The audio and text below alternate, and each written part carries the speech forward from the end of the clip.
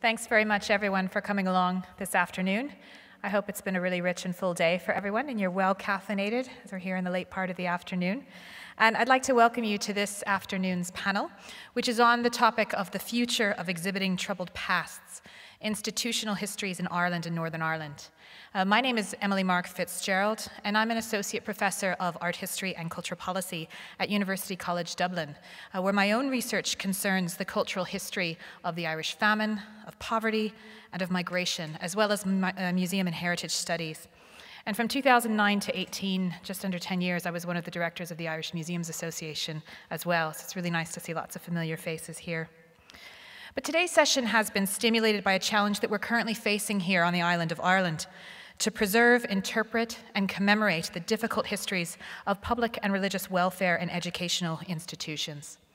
And over the past decade, investigations into the sexual and physical abuse of women and children in particular have revealed the extent and horrific nature of experiences of thousands of individuals, particularly within Magdalene laundries, mother and baby and children's homes, and also industrial schools. Now, the reports and the commissions which have been generated by these inquiries, which include the Ferns Report of 2005, the Ryan and Murphy Reports of 2009, and the Northern Ireland Historical Institutional Abuse Inquiry of 2014 to 16. This is the official work of two states in documenting, recognizing, and beginning to redress historical abuse. And they're accompanied by the many advocacy groups who continue to petition for compensation and commemoration for survivors and for all those who suffered in these institutions. And several of these reports have specified in their conclusions the need for a permanent memorial or museum. This includes the Ryan Report's 2009 recommendation for a public memorial to the victims of abuse within residential care facilities. And in 2013, the Irish government accepted the recommendations of the Quirk Report, which outlined a restorative justice scheme for survivors of the Magdalene laundries.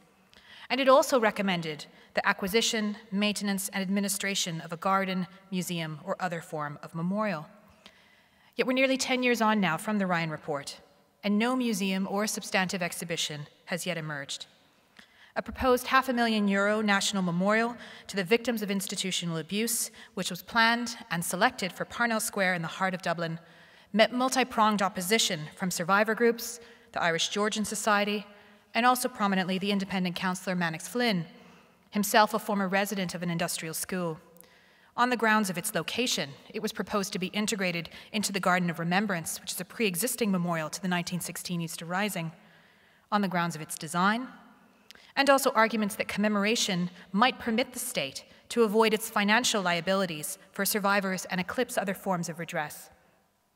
Planning permission for this memorial was ultimately denied, and the project was scuppered in 2013, and there's been no movement on this since. And controversies over the destiny of former industrial schools and laundries have persisted. This includes, just this year in 2018, the proposed development of the former Good Shepherd Convent in Cork into apartments, and the redevelopment of the former Magdalene Laundry at Sean McDermott Street in Dublin into a hotel and shopping centre. Within the formal museum sector, the experience of institutional abuse remains nearly invisible, with only a few exceptions across the island. Some of us who are here in this room will remember the Irish Museums Association conference in March 2017 in Galway.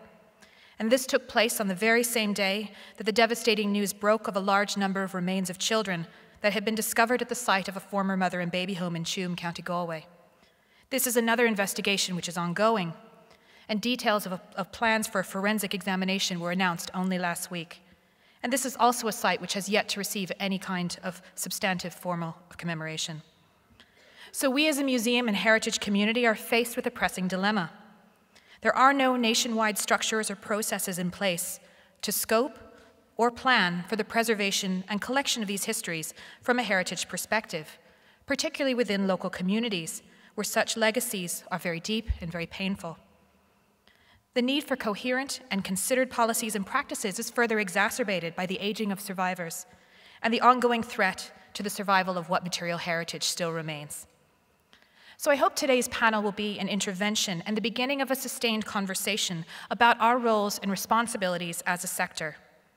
How can we engage in initiatives such as the one that was held just last week at Boston College on the subject of transitional justice, recognition, truth-telling, and institutional abuse in Ireland? How might we begin to develop collection strategies that anticipate current and future audiences and researchers? How can we incorporate historical and contemporary narratives into both existing and new exhibitions? And what new means of interpretation and public engagement might be conceived? Today for this panel, we've gathered together 3 experts and asked them to reflect on these challenges, drawing from their own experience in collecting and exhibiting institutional pasts, and making presentations that are explicitly structured at informing future approaches. Each of them will be speaking for 10 minutes, and will be followed by then questions that I'll put to them and discussion amongst the panel. And I'm very pleased to introduce all 3 of them to you now. First speaking will be Brian Crowley, who's collections curator at Kilmainham Jail in Dublin, a property that's under the general management of the Office of Public Works. Brian is formerly curator of the Pearse Museum, where he led the redevelopment there of its permanent exhibition, which opened for our 2016 centenary to great acclaim. Brian is curator at Kilmainham, which itself is currently the most visited institutional heritage site in the Republic of Ireland. And Brian's also the most recent chair of the Irish Museums Association. Dr. Megan Dennis is curator for Norfolk Museum Service, where her responsibilities include management of Grayson Hall Farm and Workhouse, including its collections management, volunteer teams, and outreach initiatives. She recently led the interpretations and collections redevelopment of their Workhouse exhibition, and this is a project she'll be speaking about today. Megan is also the Museums Association representative for the East of England. And finally, Dr. Alwyn Perdue is senior lecturer and director of the MA in Public History at Queen's University Belfast. Her research expertise is on the social and economic history of 19th and 20th century Ireland, with a focus on urban poverty, welfare, and public health. Alwyn was specialist historical advisor for Titanic Belfast and a member of the advisory group for the Ulster Museum's Irish History exhibition.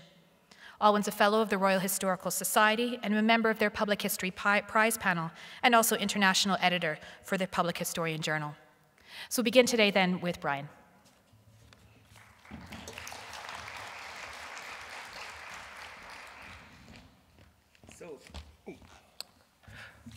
So as Emily said, I look after the collection and exhibition in Kilmainham Jail, which at various times was county jail for Dublin, but principally famous as a cauldron of Irish revolution, a Republican shrine, and perhaps most surprisingly, one of Ireland's most popular and busiest tourist attractions.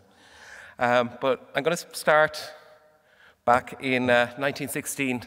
On Easter Monday morning, the 24th of April, Father Aloysius, a Capuchin priest, was on his way to the convent of Our Lady of Charity Refuge on Gloucester Street, now Sean McDermott Street, in Dublin city centre. This convent housed a notorious Magdalen laundry and was home to generations of Irish women who were placed there because they were considered sexually transgressive, economically inconvenient, or both. It was to remain in operation until the 1990s. On his way, Father Aloysius noticed 2 figures on bicycles coming down the street from Rutland, now Parnell Street. He immediately identified one of them as Patrick Pearse, on his way to lead the 1916 Rising. The second man he later learned was Pearse's brother William, and both of these men were later executed in Kilmainham Jail for their part in the Rising. And Father Aloysius and a number of other Capuchin priests ministered to them and the other executed leaders before their executions.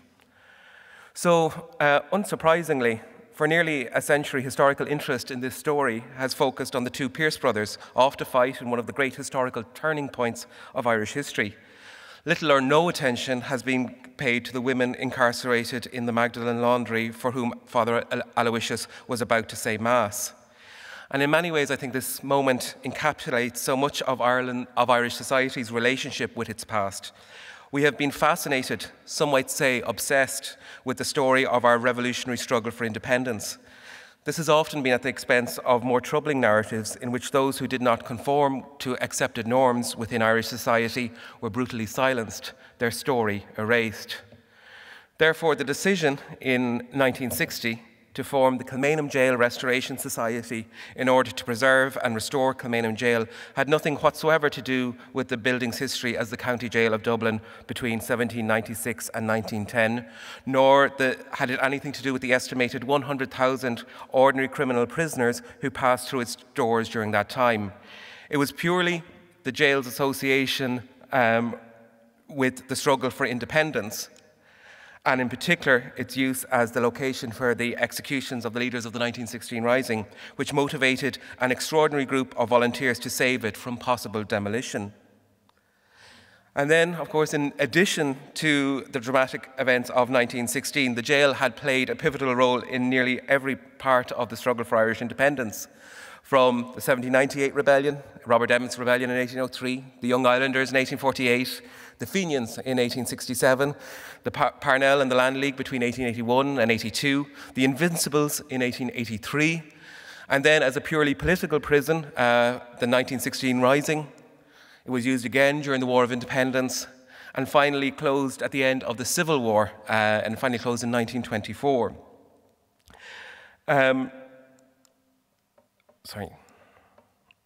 Unsurprisingly,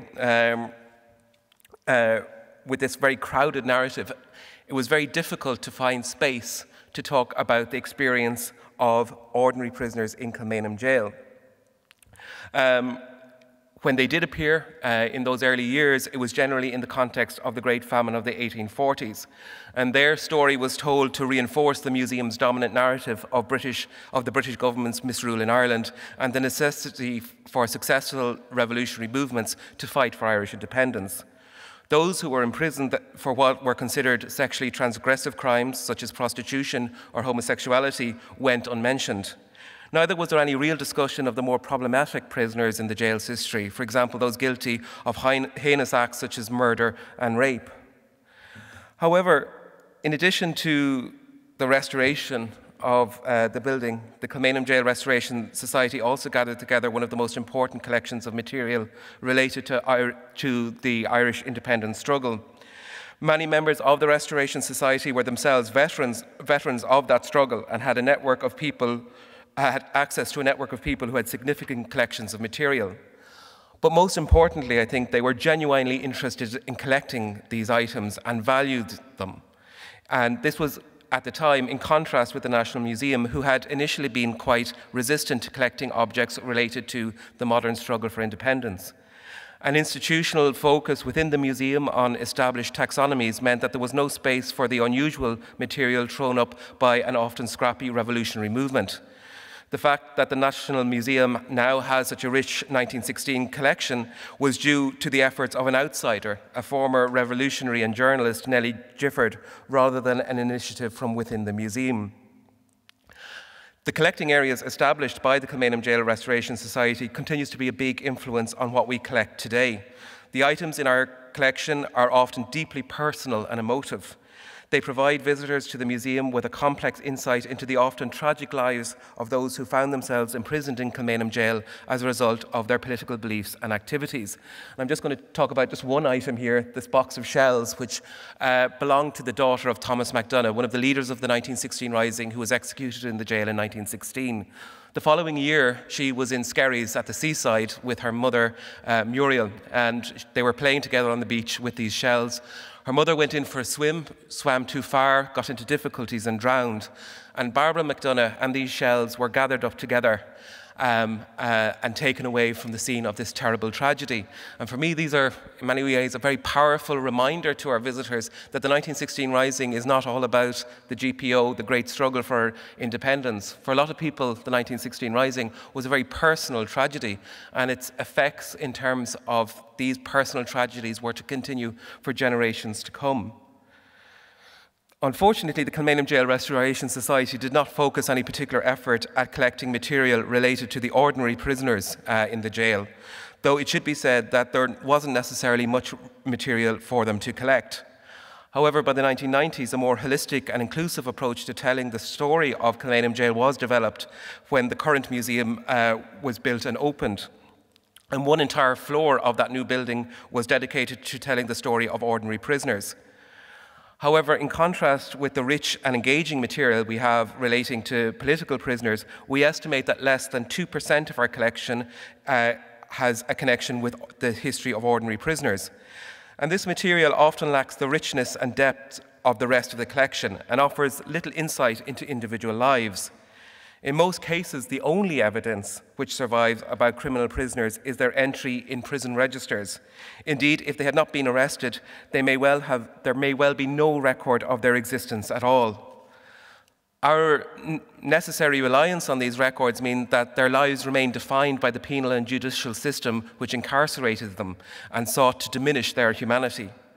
With only these brief, bureaucratic and biased records to draw from, it can be very difficult to avoid reducing individual prisoners to being simply a representative type. While there is an appetite among visitors to find out more about these ordinary prisoners, the scant details which survive about their lives means that it's often tempting to concentrate instead on the better-known biographies of Ireland's revolutionary heroes. So, when it comes to looking about how museums might document the experience of individuals who were placed in Magdalen laundries, maybe mother and baby homes, children's homes and industrial schools, perhaps the most useful lesson Kilmainham Jail can offer may, ironically, lie in its collection of material relating to political prisoners. This collection contains a large number of objects and mementos which were kept by people as a memorial of their own experiences. The deep and nuanced stories we can tell about their lives stems from the very personal nature of these objects and the agency which their owners had in choosing how they wished to be remembered. The survival of this material in the public realm was possible because somewhere like Kilmainham Jail Museum existed, and it was able to demonstrate to the people who donated the material that the stories behind it and the material itself was important and valued. Therefore, the main priorities for museums in relation to these other institutions should centre around the building of trust with the survivors, assuring them that museums wish to learn about their experiences and listening to how they want to be heard and represented. So, thank you very much.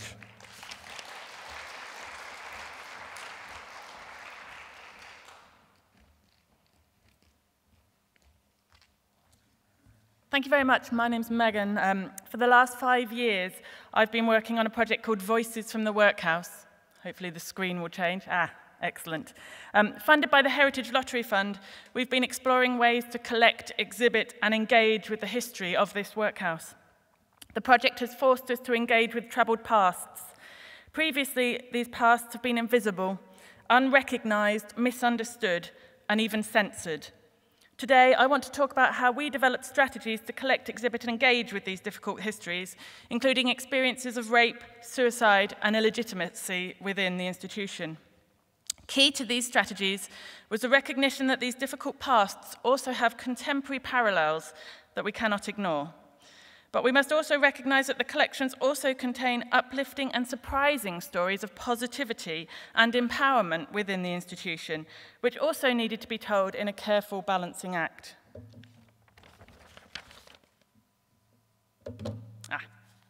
First, I want to talk about how we developed a strategy for collecting the institutional histories at Grayson Hall. And we started off by reviewing what we already had, and you can see some of the things that we already had on the screen. We were surprised. We thought we didn't have workhouse collections, and actually we discovered that our workhouse collections were unrecognised and unrecorded within the collection, not uncollected. We uncovered a nationally significant collection of over 1,000 objects that related to Norfolk's workhouses. These were scattered within Norfolk Museum service, so they weren't all held at Grayson Hall. But what the review enabled us to do was to bring them together, to understand the strength of the collection and the stories that they could tell, and also the significance, not only to Norfolk, but also nationally, because I think nationally these collections are unrecognised as well. Secondly, we questioned what workhouse collections were. We widened our strategy to include buildings and archaeological items excavated on site. This meant thinking about how we were recording these items and how we were collecting them. We had a complete historical building survey carried out. We made full building analyses and worked with an academic partner to create 3D virtual models of the building at different stages of its development. We collected and analysed archaeological finds on site, which had previously languished unaccessioned. With over 200 years of use as a place of welfare, we recognise that the physical changes in the material culture and architecture of the institution told their own stories of cultural and social change. We tackled questions of geographical, chronological, and typological limitations. We were not concerned with collecting on a national scale, and I think when we're trying to develop a strategy for collecting difficult institutional histories, we have to be very careful about this question of scale. Geographically, we located ourselves in Norfolk, but chronologically, we wanted to collect right up to and including contemporary welfare systems. We wanted to show the links between the past and the present. Typologically, we excluded archival material, preferring to work in partnership with the National Archives and the Norfolk Record Office, where all extant material relating to Grayson Hall was already deposited. And we found that our shift from a rural life museum in a workhouse to a museum that tells the nuanced histories of the institution in the context of Norfolk's rural life has required several savage rewrites of our collecting policy. Secondly, I wanted to talk about how we developed our exhibition strategies. We started with a clear understanding of why these histories are being explored at this site. We wanted to avoid dark tourism, with the use of troubled histories to sensationalize or consciously or unconsciously exhibit people's pain for others' enjoyment. Our approach was very studied and careful. We wanted to place these difficult episodes within their historical and contemporary contexts and make them approachable and understandable. We wanted to promote discussion in a safe space where differing views and attitudes could be encountered. Everything was meticulously researched. Museums are trusted spaces. There's no place for inaccuracies, vagaries, assumptions, or stereotypes. And that's another reason why we wanted to concentrate on the history of this single institution, because we didn't have the scope, the capacity to research as meticulously as we would have wanted to the history of the National Workhouse system. We worked with the National Archive and Norfolk Record Office to digitize, catalogue, publish online, and explore all of the remaining workhouse records for Grayson Hall, and to research individual experiences in the institution, and to put those experiences into the broader context of those people's lives. So we not only researched in the Workhouse archive evidence for people's experiences in the institution, but we also looked at what happened to them before they went into the workhouse and also when they left the workhouse. These were then used to create a palimpsest of different lived experiences of those who lived and worked in the workhouse. And this is a part of the project that's still ongoing. At the top of the screen, you can see those grey panels. They're part of a flexible display system that we created. And we now have a library of these panels, and each one tells a different story about a different person who either lived or worked at some point in their lives in the workhouse. And we change those, we shift those to refresh and renew the displays. We carefully plotted themes and microhistories gallery by gallery to ensure a balanced approach. We aimed to enable visitors to understand the difficult histories in the context of the more mundane. And I would say, I don't know if it was lucky, but the difficult periods in the history of Grayson Hall as an institution were probably few and far between. So we had to balance using those difficult histories in a way that they didn't overpower what was more normal within the institution. We wanted to give our visitors space to think and reflect and engage rather than be overwhelmed. We also worked with families and descendants, and you can see some of those in the small picture on the left-hand side of the screen. These are their stories, and working with families is not always easy, but it resulted in some powerful experience, both for the individuals involved, but also for the museum, and the creation of this amazing collaborative community who now feel that this is their museum, that they have ownership. The development of the exhibition took time and patience. We had a strategy of failure, which sounds a bit strange.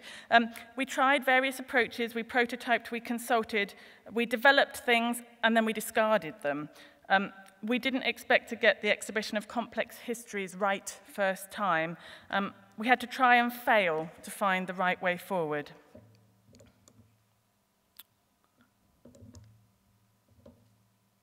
Sometimes it's moving, sometimes it's not. There we go. Thirdly, I want to discuss our engagement strategy. We didn't only want to collect these histories and exhibit them, we wanted people to really engage with them. And our museum now seeks to engage with contemporary issues and to stimulate discussion, and this is as a result of the project. It's become a core part of our ethos. We want to have our visitors come and think about welfare today as a result of seeing our exhibition and visiting the museum and engaging with us. One example you can see on the top of the screen is an exhibition of harrowing contemporary documentary photography by Jim Mortram, which records the effects of austerity and current welfare systems of people in our local market town.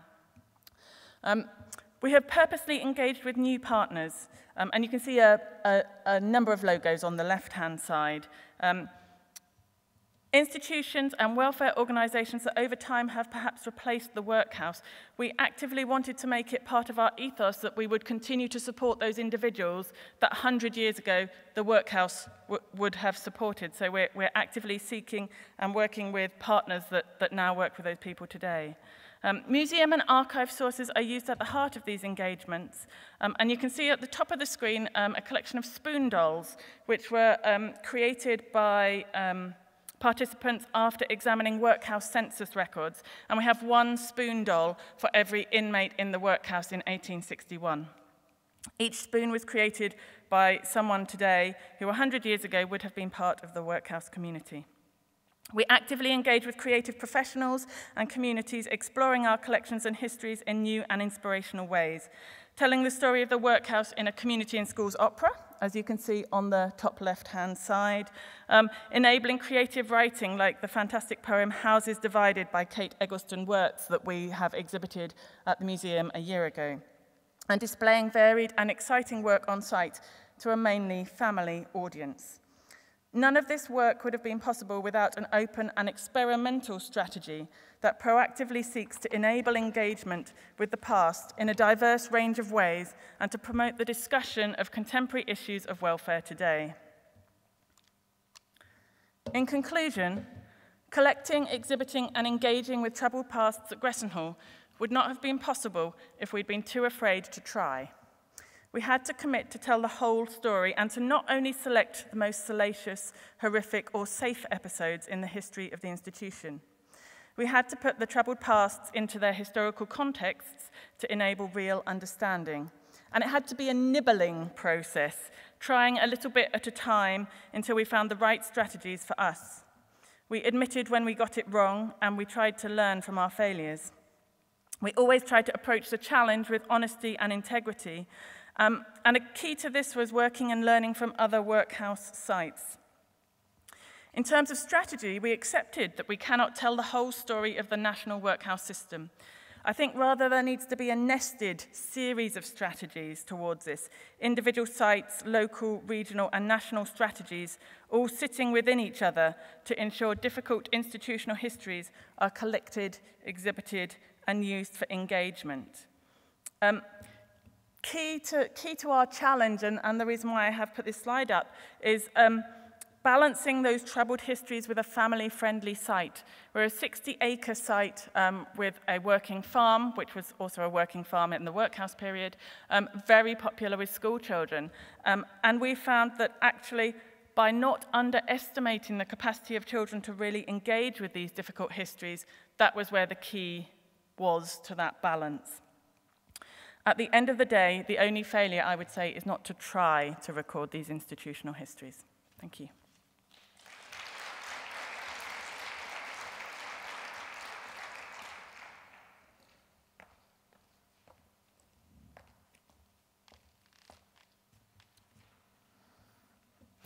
On Monday, the 22nd of October, just 3 weeks ago, the Australian Prime Minister, Scott Morrison, issued a national apology to the survivors of institutional abuse in the Australian Parliament and committed his government to the establishment of a new museum to raise awareness and understanding of the impacts of child abuse.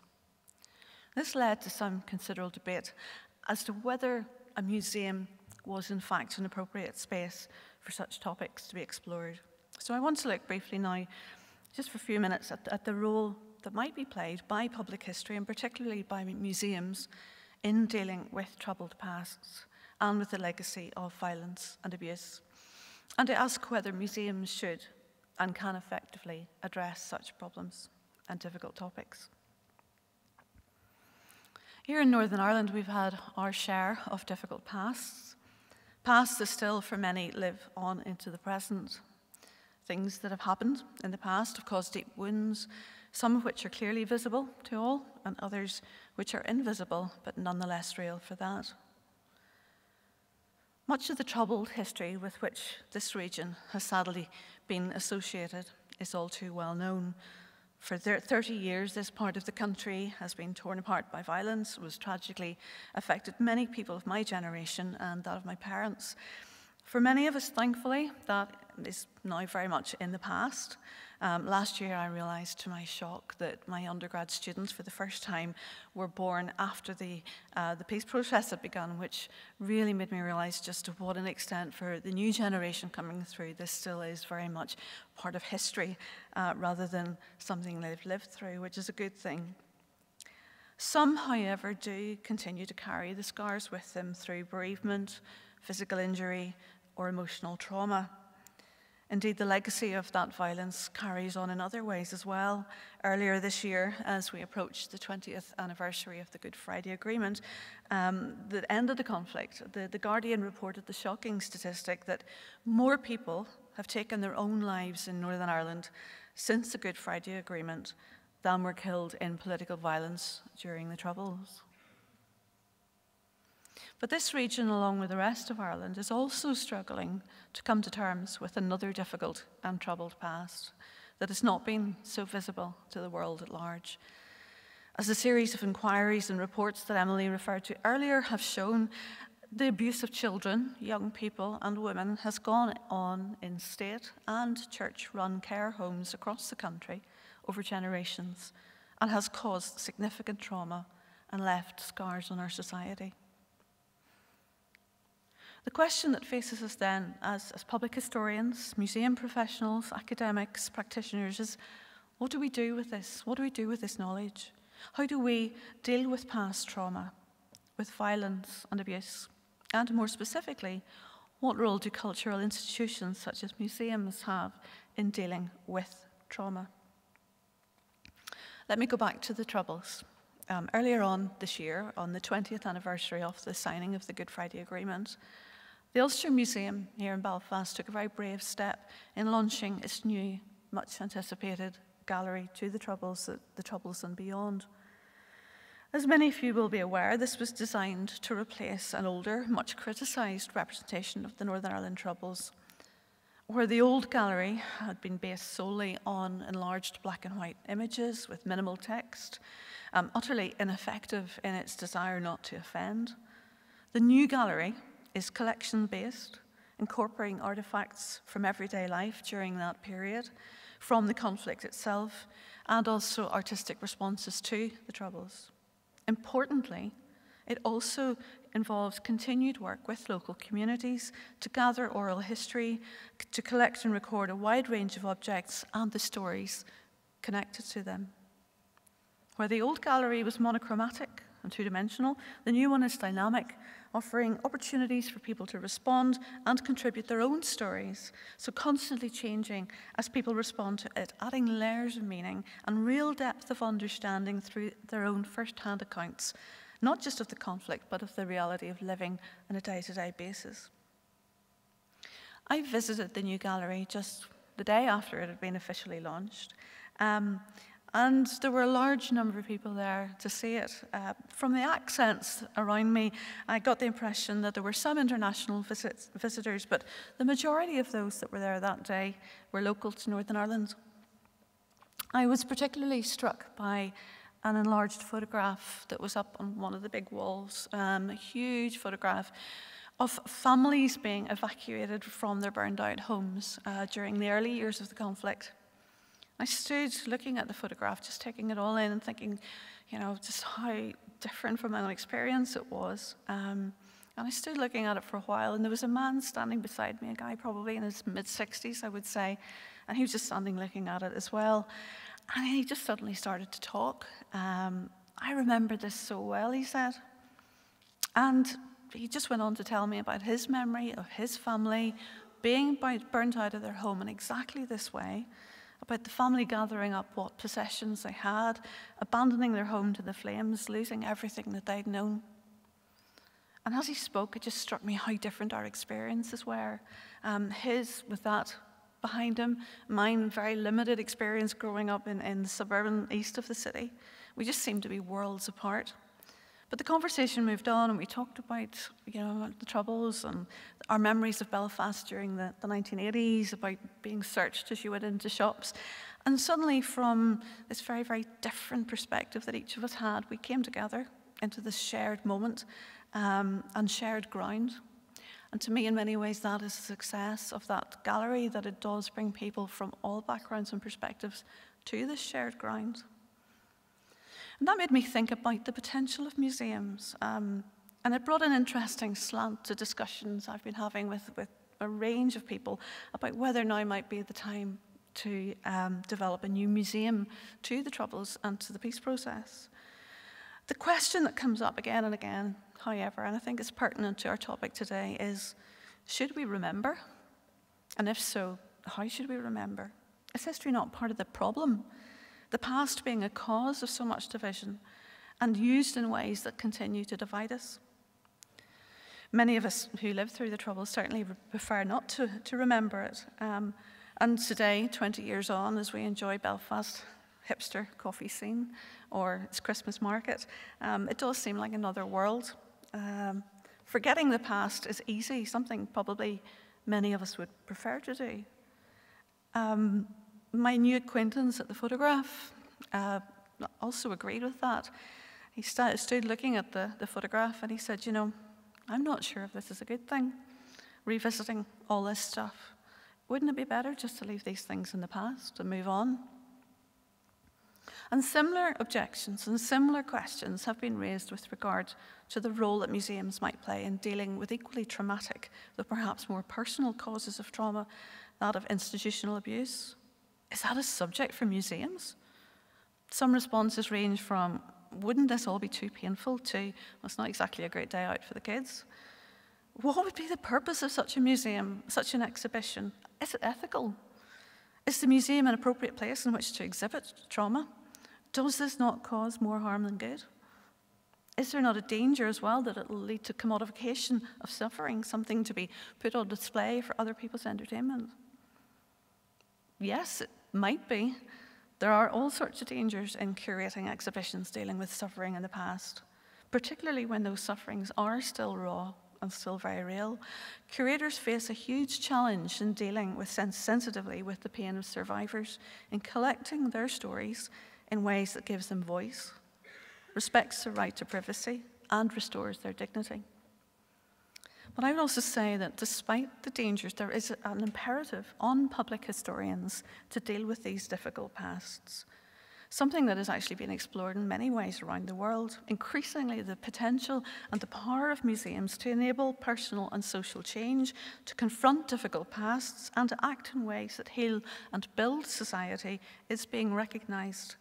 And museums and public history and cultural institutions more generally are used as an important vehicle for transformative and restorative justice.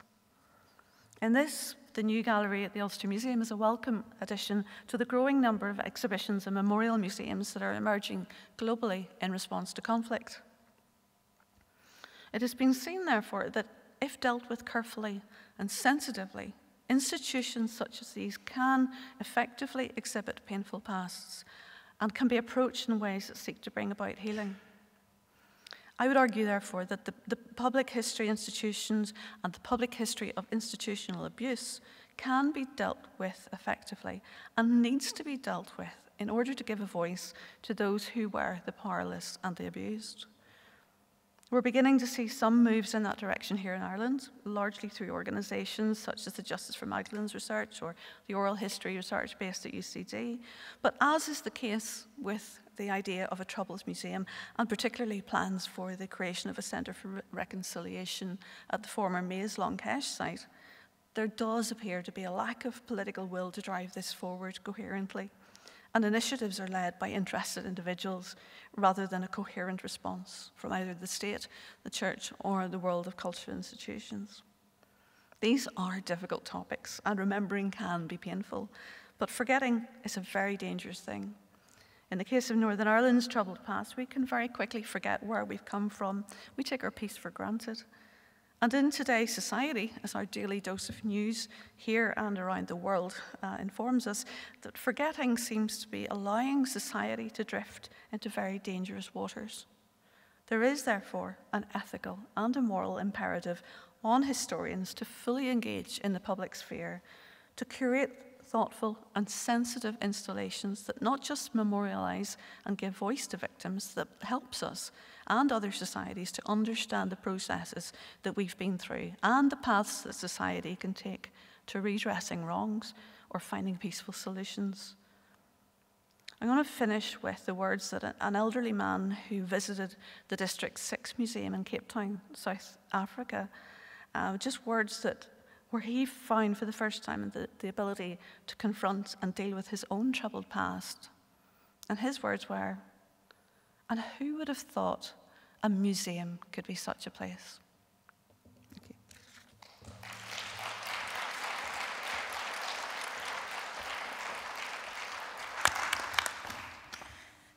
Thanks very much to Brian and Alwyn and Megan for, I think, 3 really thoughtful and awful powerful presentations. As we've been talking about, the efforts to collect and interpret Magdalen and institutional histories is really very much at a nascent stage here on this island. But I think all of our presentations demonstrated today the potential, I think, of thinking, of vision that might help engage with these processes, which again are very raw and which are evolving even as we speak. Some of the themes that I think folks sort of shared in terms of their presentation. First of all, I think everyone was talking about institutions that themselves have undergone processes of transition, which maybe haven't started from the place with which they're now at. And I think there's a lot for us to learn in terms of what's already been worked through and tried, and that Megan brought up the issue of sort of failure and having this kind of confidence to try things that might not work the first time, but to experiment and to go forward, no matter if it does seem difficult. And again, this is a very contentious area. Folks mentioned also the importance of accuracy of research. I think many of the current issues around Magdalen and institutional abuse have been focused on, textual documentation, and this has been the emphasis so far, with oral histories now kind of becoming a more dominant aspect as well. And the question of scale, whether we should be looking at local histories, national histories, where to divide our attention also. One of the things Megan brought up that I think is really powerful as well is this idea of continuity between historical and contemporary experiences. Obviously, the kinds of experiences that we're talking about today, institutional abuse, these are not issues which are confined to the distant past. They're very much part of the systems with which we're living with today. And this can be a difficult position for a museum to take to try and engage with these kinds of concerns. Not something that we see actually very often museums in Ireland or in the north of Ireland doing particularly effectively, or if they've really struggled with it as well. So I think many of the things that are happening at Grayson Hall actually are really enlightening in that context. Avoiding also the dark tourism and spectacular approach. I mentioned the $500,000 memorial that failed in Parnell Square, and again I think some of the resistance to that public monument was this idea that it was too soon, that it was turning this experience into something which certainly survivors and advocacy groups were not yet ready to place it within a commemorative frame, and I think that's a perspective that we have to hear as well as we go through all of this. So those are just some of my initial kind of thoughts and feedbacks, and I just wanted for the last kind of 15 minutes if we could have a bit of a conversation. I might ask some of our speakers some questions arising from their presentation, again with this idea of trying to kind of start to think through and talk about some of the approaches that might be developed.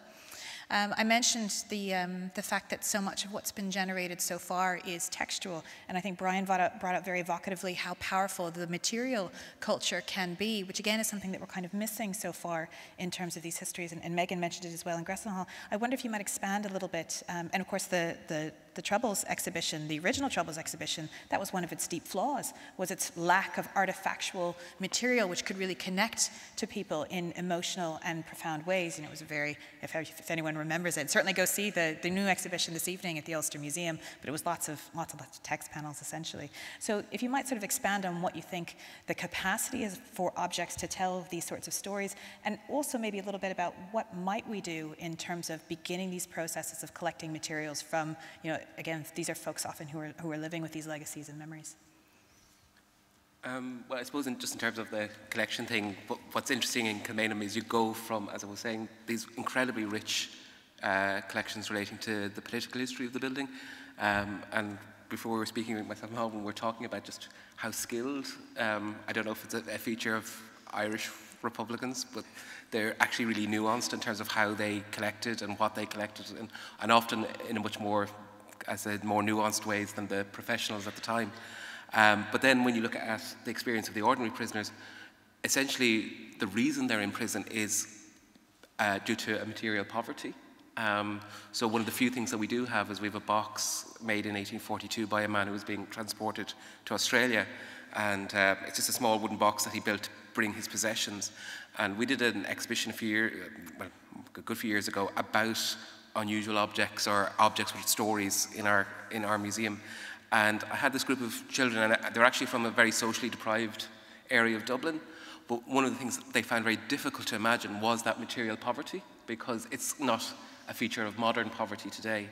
But as I said, it's just, you just end up endlessly defining them by the fact that they were in prison and how they're described by an institution which essentially seeks to diminish their humanity, who sees them as defective people, that they are damaged people who are coming to this institution to be remade. So it's a, you know, they're stripped of their name, they're stripped of their personalities, and I was kind of interested that you were able to follow the lives of your prisoners afterwards. So this year we were doing a tours of the Museum for Heritage Week, and we have a register on loan, and I researched just a random woman in there. So she appears, the great thing now is you can search these, but she appears about 50 times, mostly for assault, prostitution, fighting, and she appears and then she disappears, and you don't know what happens before, and you get these glimpses of a chaotic life, but again, it's always this lack. Yeah, I think it's very interesting, and I think for us at Grayson Hall, some of the most powerful stories came from the objects. Very briefly tell you a story of an object in our collection, a First World War medal that was found underneath the floorboards in the casuals ward of the Workhouse, and had come into the collection in 1977 when the museum was being created. And I should say that there's kind of this long continuity from 1777 when the building was built right the way through to 1975 when it became a museum. It had always been a place of welfare, so from a house of industry to a union workhouse to a poor law institution to a county care home for the elderly, and we're still operating as an old people's home the day there was kind of a crossover. The old residents were moved out and the museum staff moved in. So that meant we had a wealth of found objects within the building, and some of them dating right back to the House of Industry period.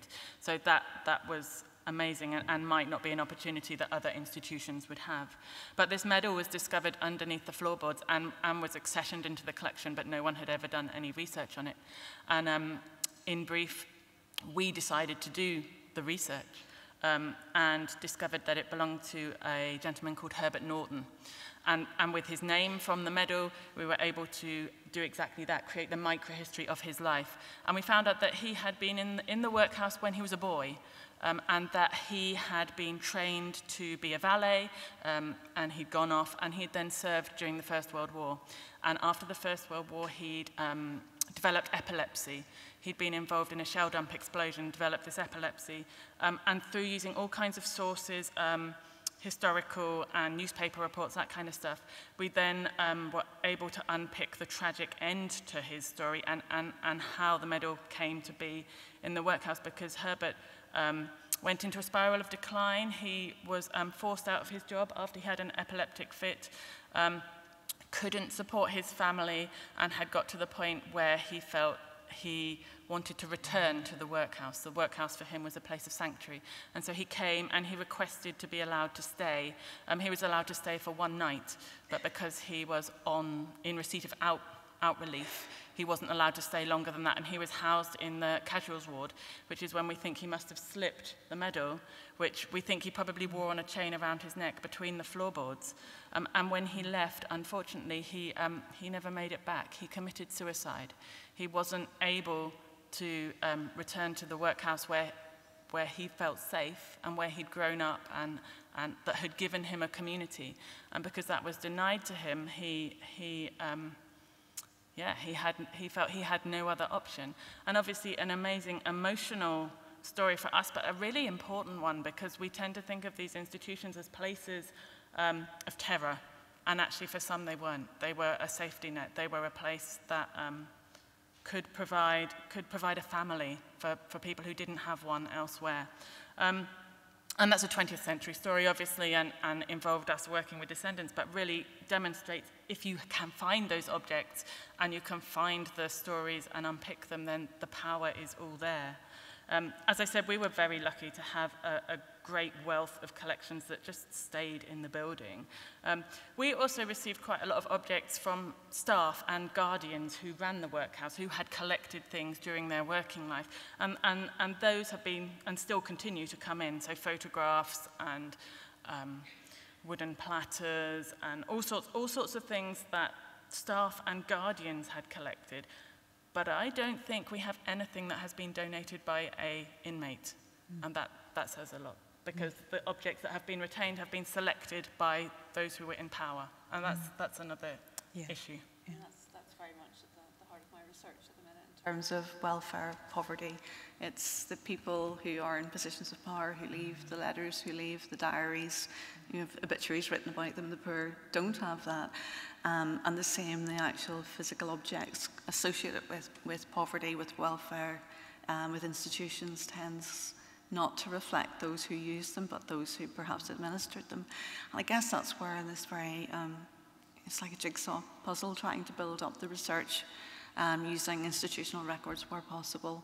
And very much sometimes detailed research and very little to go with to try and build up that picture. The other thing we've found very successful has been to actually engage wider communities in this research. So, for example, bringing groups of young people to Queen's University to talk about the workhouse, about welfare issues in the early 20th century, and then send them back to their communities to talk to families and elderly relatives about what they're learning and they're researching.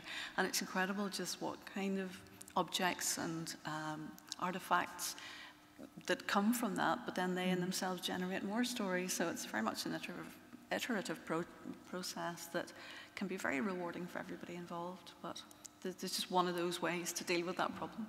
Yeah, we're really excited at the moment to be involved in a project that's looking at the records that exist from inmates within the National Archives collection, the Pauper Letters project, which is being run from Leicester, which is looking at those very ephemeral and very few traces of agency where paupers have attempted to engage with the system, and that's been really eye-opener for us.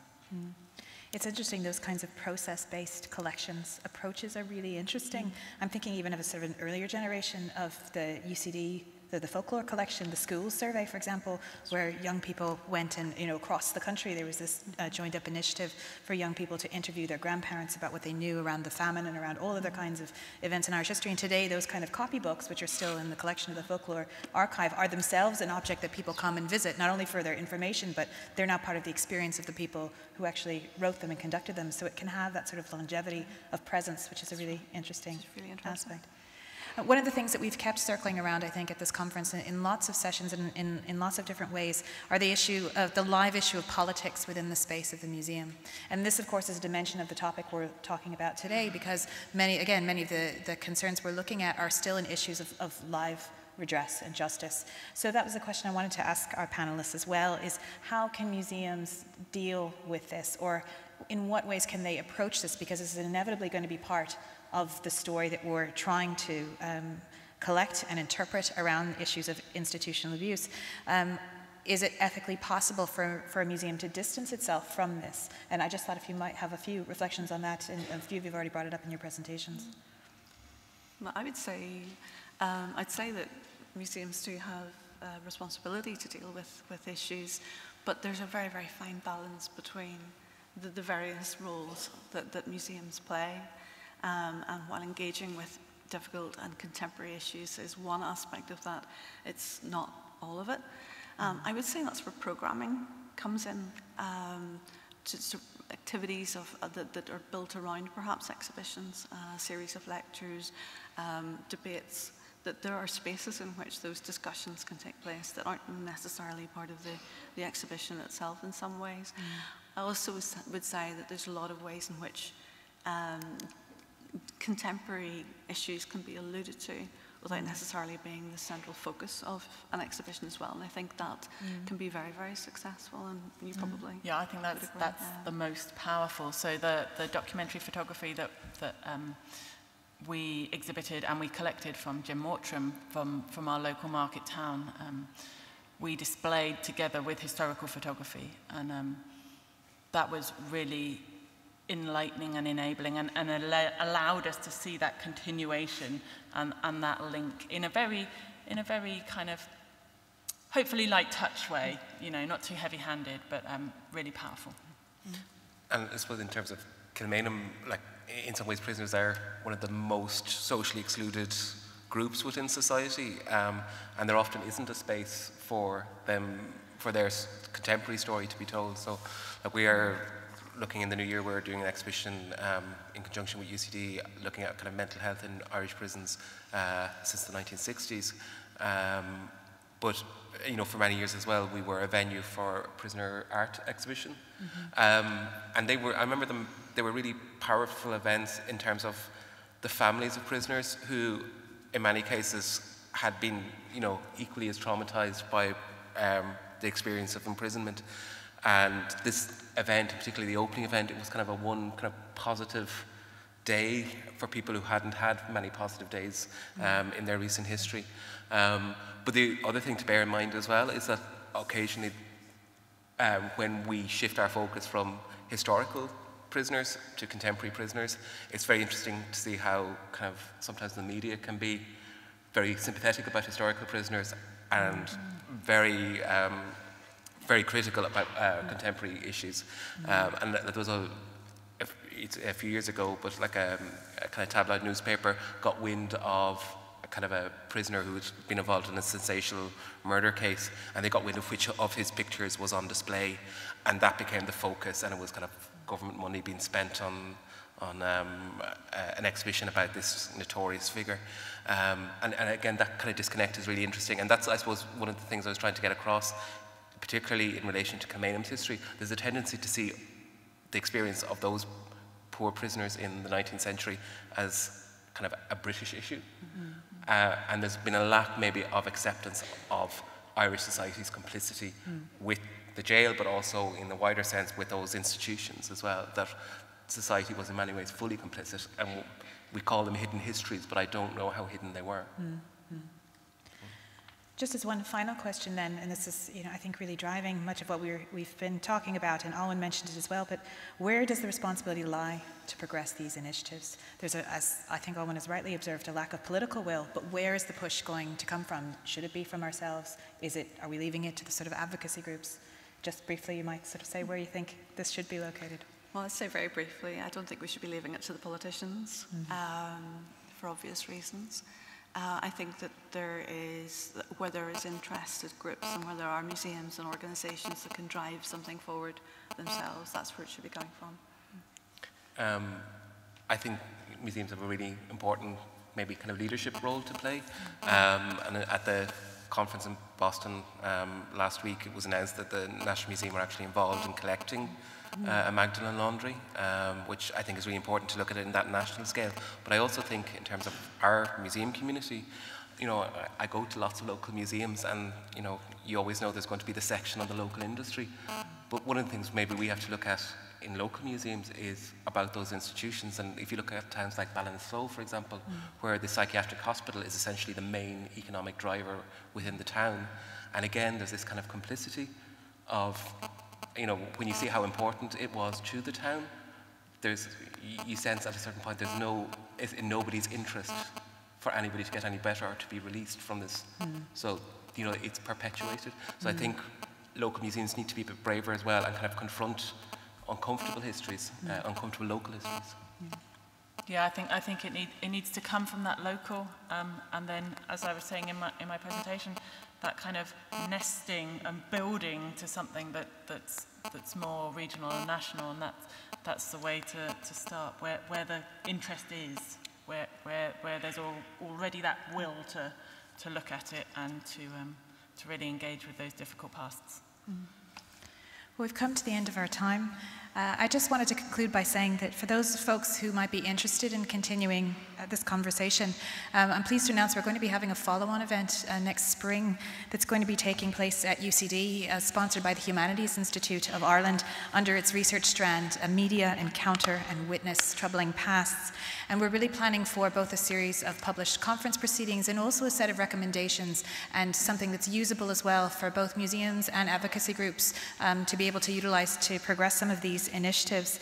And it just remains for me then to thank our three speakers, Alwyn and Brian and Megan, for sharing so generously of their experiences and their knowledge and their insights into this topic, and also to thank you, the audience, for, at the end of a long day, your patience and your interest and your attention. So thank you very much.